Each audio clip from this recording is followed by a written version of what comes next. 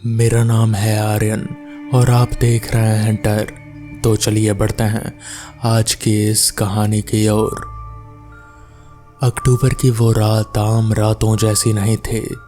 आसमान में काले स्याह बादल इस तरह उमड़ रहे थे मानो जमीन को निगल जाने की जिद पर अड़े हों।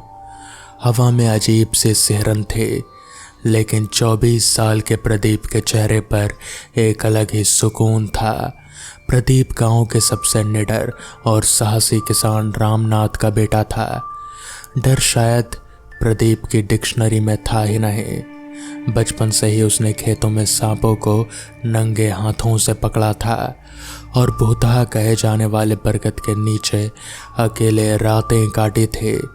दिन भर की थकाऊ कटाई के बाद प्रदीप अपने ट्रैक्टर की टोली में धान की बोरियां लादकर शहर की मंडी गया था।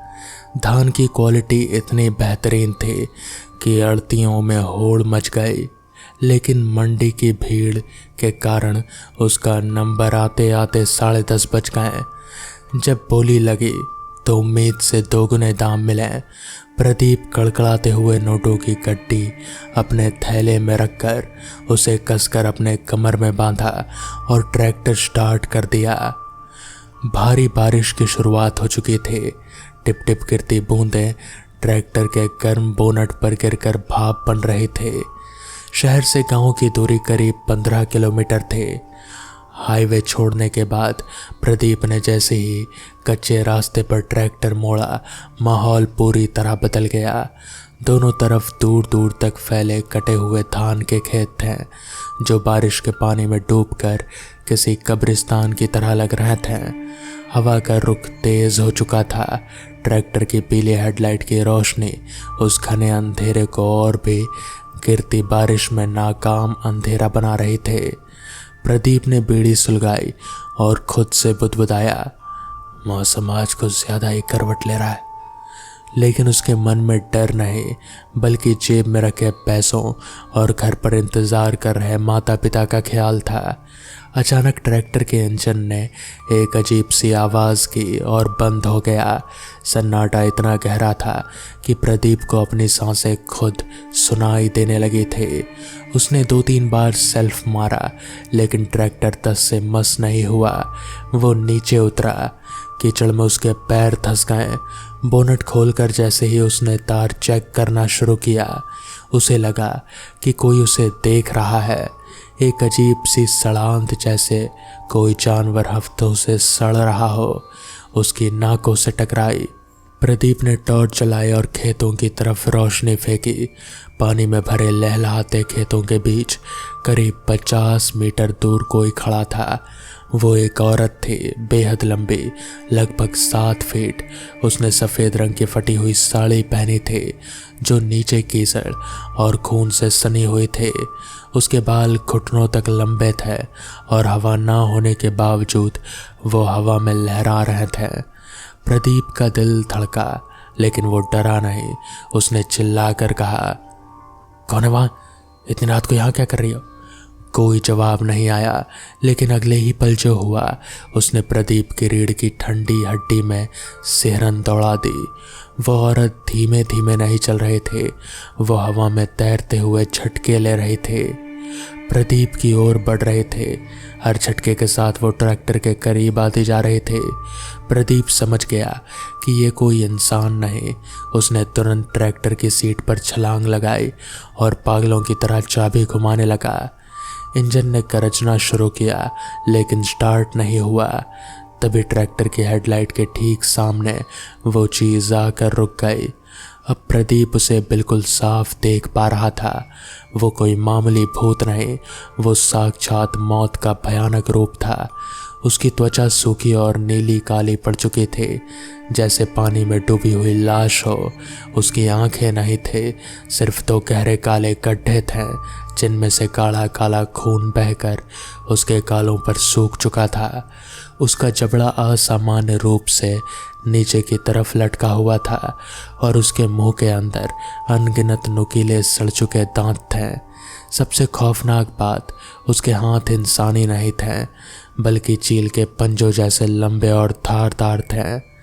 उसने अपना हाथ उठाया और ट्रैक्टर के बोनट पर मारा। लोहे के बोनट के अंदर की तरफ धंस गया।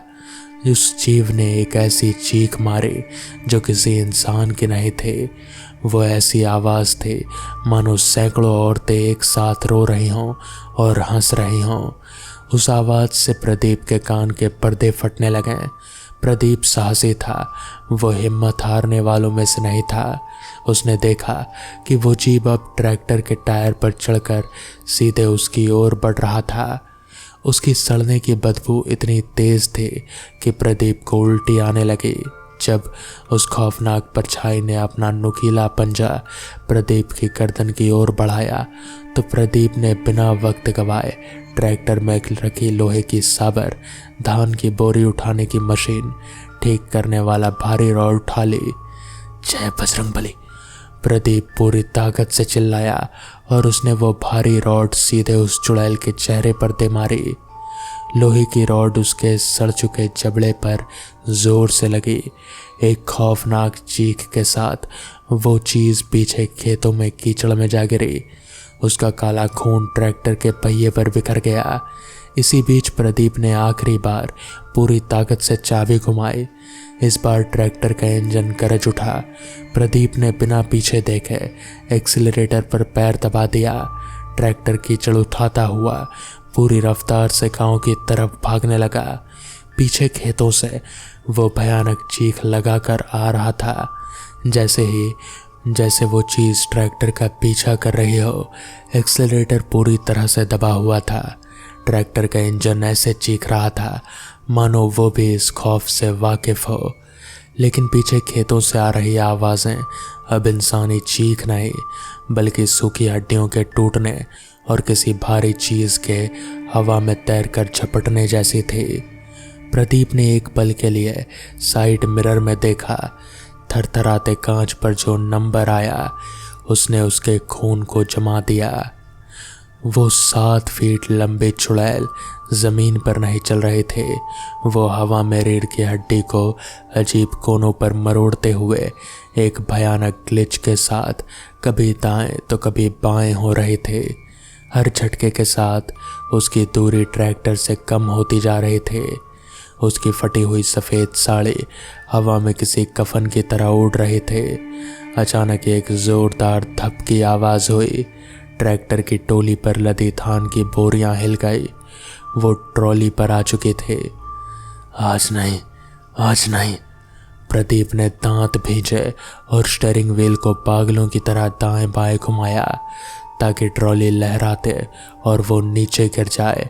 मगर अगले ही पल ट्रैक्टर की छत पर एक भारी दबाव महसूस हुआ। टीन पर बनी छत अंदर की तरफ पिचक गई। ठीक प्रदीप के सिर के ऊपर लोहे की चादर को फाड़ते हुए चील जैसे 4 लंबे काले पंजे अंदर घुस आए। वो पंजे प्रदीप के चेहरे से महज कुछ इंच दूर हवा में लहरा रहे थे। हवा में वही सड़ांत फैल गई जो फेफड़ों को चोक कर रहे थे। प्रदीप ने झुककर खुद को बचाया। हेडलाइट की रोशनी में अब गांव की पहली बिजली का खंभा नजर आ रहा था। उसका घर गांव के मुहाने पर ही था, बस आधा किलोमीटर और। तभी उस जीव ने पूरी ताकत से ट्रैक्टर के गियर बॉक्स पर वार किया। एक तेज कड़ाकेदार के साथ गियर अटक गया और ट्रैक्टर की रफ्तार अचानक धीमी होने लगी। घर का बड़ा लोहे का दरवाज़ा अब साफ दिख रहा था। प्रदीप ने देखा कि बारामदे का बल्ब चल रहा था। उसने बिना सोचे समझे ट्रैक्टर को सीधे अपने घर के ढलान वाले रास्ते पर मोड़ दिया।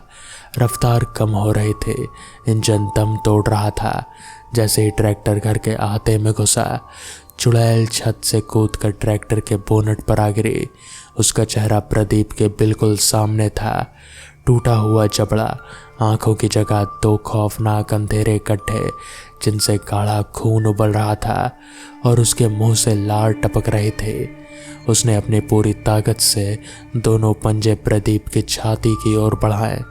प्रदीप ने आव देखा ना ताव, उसने सीधे चलती हुई गाड़ी से नीचे कीचड़ में छलांग लगा दी। बिना ड्राइवर के ट्रैक्टर सीधे घर की पक्की दीवार से जा टकराई। तेज आवाज के साथ हेडलाइट फूट गई और हर तरफ घना डरावना अंधेरा छा गया। सिर्फ बारिश की टिप टिप और प्रदीप के हाँफने की आवाज गूंज रहे थे। कीचड़ से सने प्रदीप ने रौंदते हुए घर के अंदर लकड़ी के दरवाजे की तरफ कदम बढ़ाए। वो खड़ा हुआ और पागलों की तरह दरवाज़ा पीटने लगा। बाबूजी, अम्मा, दरवाज़ा खोलो। पीछे से एक रोंगटे खड़े कर देने वाली सरसराहट हुई। प्रदीप ने मुड़कर देखा।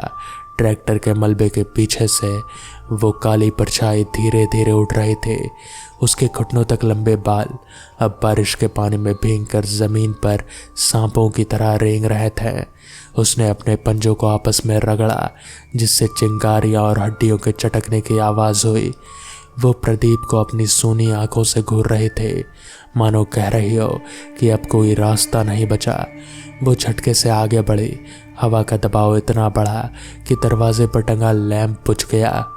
बाबूजी, प्रदीप ने पूरी ताकत से चीख मारी।